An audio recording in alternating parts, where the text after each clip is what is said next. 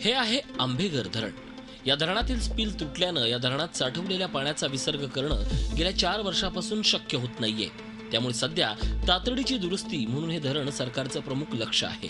यासोबत रायगड जिल्ह्यामधलंच कुडकी आणि यवतमाळ जिल्ह्यातील निंगतूर धरणही या धोकादायकतेच्या सर्वोच्च टप्प्यात आहे।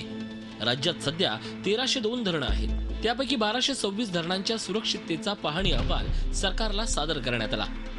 2013 मध्ये आम्ही पाहणी केली आणि 2014 मध्ये एक अहवाल आम्ही त्या ठिकाणी सादर केला आणि त्याच्यापैकी 1226 धरणं की ज्यांची आम्ही पूर्ण पाहणी केली आणि एक अहवाल त्या ठिकाणी आता काढलेला आहे। मात्र या धरणांच्या दुरुस्तीसाठी सरकारकडे निधी नसल्यानं अतिशय धीम्या गतीनं दुरुस्ती केली जाते। मध्यंतरी टेमघर धरणावरून मोठा राळ उडाला होता। मात्र धोकादायकतेच्या दुसऱ्या टप्प्यात टेमघरसह 400 धरणं आहेत। दरवर्षी प्रसिद्ध होत असलेल्या या अहवालात धरणांची संख्या वाढते आहे। तांत्रिक आणि दुरुस्ती विभागात यंत्राची कमतरता असल्यानं धरणांची दुरुस्तीची कामं वर्षानुवर्ष रखडत आहेत। मात्र असं असलं तरी सध्या कोणताही धोका नसल्याचं जलसंपदा मंत्री स्पष्ट करतायत।